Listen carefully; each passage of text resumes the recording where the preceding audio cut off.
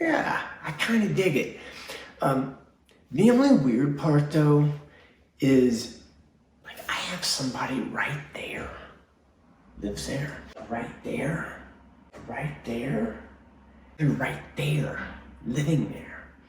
I think they call this like a subdivision. Like, yeah, I can, if I want to, I can hear every conversation that somebody's having. And I'm kind of not used to that. You know, when I give my sessions, I usually walk when I'm talking on the phone.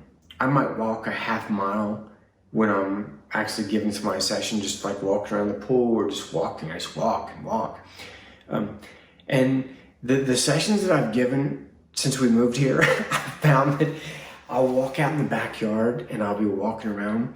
And sometimes when I get excited, I talk a little bit louder, and I can only imagine what my neighbors think I'm talking about when I'm talking about DNA and these frequencies and this field of consciousness and different densities and dimensions. And so they're in for a treat, because I'm going to offer them many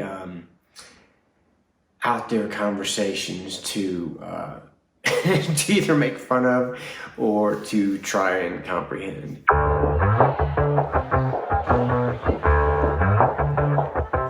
Yeah, it's a hot day. I'm hanging in the sunshine. You should hit me with the splash gun so I cool down. I've been putting this video off for like 2 weeks. I was kind of waiting to like get some kind of normalcy in my life, some kind of routine before I started making videos. I guess I'm there now, but man, this was quite the event, like this last move. I wish that I could say that this move was like this effortless, you know, synchronistic experience. It wasn't. It was a total, like, it was just almost every little thing that could have went wrong just was going wrong. Like, I would say something out loud and immediately it would manifest, but I wasn't saying really positive things out loud. It was more like, watch, this phone call will probably drop out, or watch, they'll lose our stuff, or watch. Like, for some reason, I was like kept making these like low frequency negative predictions. And dude, they were manifesting like that. It was like everything. You know what I mean? It was really, and the beautiful part was, of the whole experience, is I realized that my default, when things are going bad, my default is everything's working out perfect. Everything is working out perfect. Because it's like that's where, like when I was tired and just worn out and just like everything was happening, that's where I would go.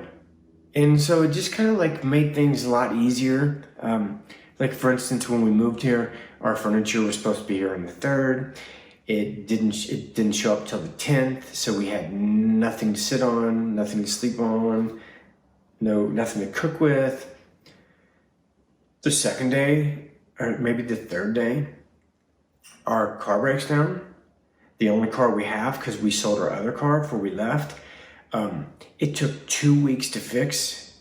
So we have nothing in the house, and we have no car. And then when the furniture does arrive, someone, I don't really know who, but did a really crappy job of like packing and protecting the few good pieces of furniture that we do have.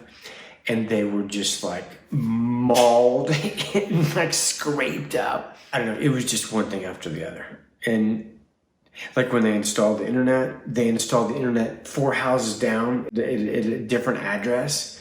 So, and then like, actually it was weird, it's a bunch of 7s. And then like 7 days into being here, I get this email that says you've used 35,000 gallons of water since September 3rd. And I'm like, dude, isn't that that's like an Olympic pool or something? I'm thinking, we don't even have anything. How are we going through 5,000 gallons of water a day? So anyway, it was just this nonstop trickle of one of my favorite mentors or teachers, I don't even know what to call them, talks about, and it is circumstances don't matter. It's only your state of being that matters. And dude, that's really it.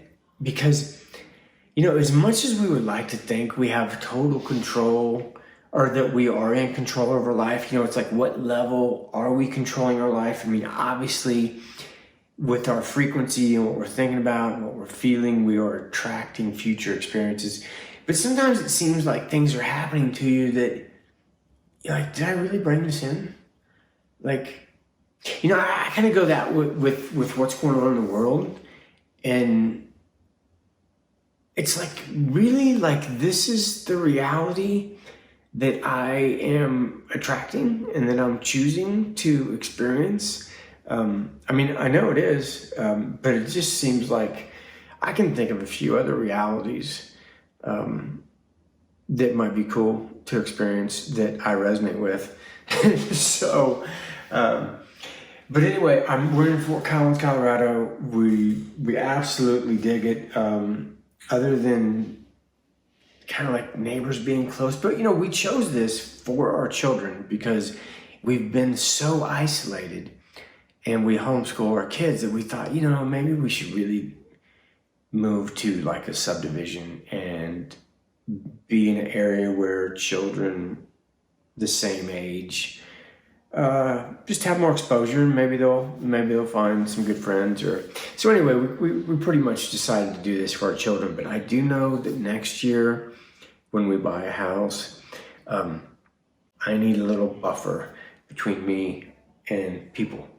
I mean, I love people, but I also like my privacy and some space. So anyway, man, I'm back to giving sessions. I had stopped giving sessions other than my daily sessions, and thank God for those, because there were definitely times that I was just like, I had kind of just was really frustrated with what was going on. And then I would get a little alarm saying, hey man, you got a group session in like, 3 minutes. And I always feel in a good mood after that, after those sessions, like always. Sometimes I'm wondering, man, am I getting more from these sessions than my clients?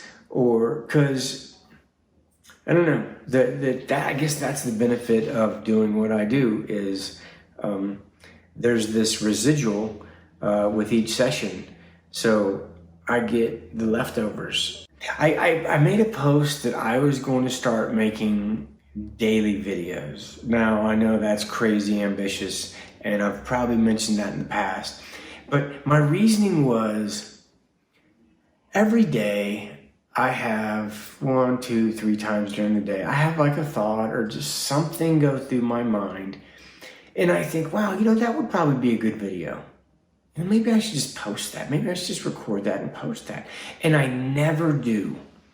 And I'm thinking that I should probably start doing that. And I think it would help me also, because when I go long periods of time between making videos, like a week, that's cool, it's not that big a deal. But when I go like a month, like 5 weeks, I really start to question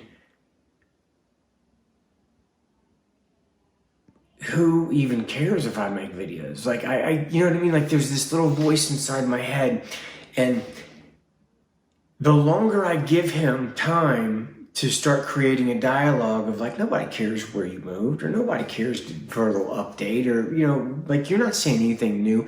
Like the longer I go without shooting a video, the longer that little voice has time to get momentum.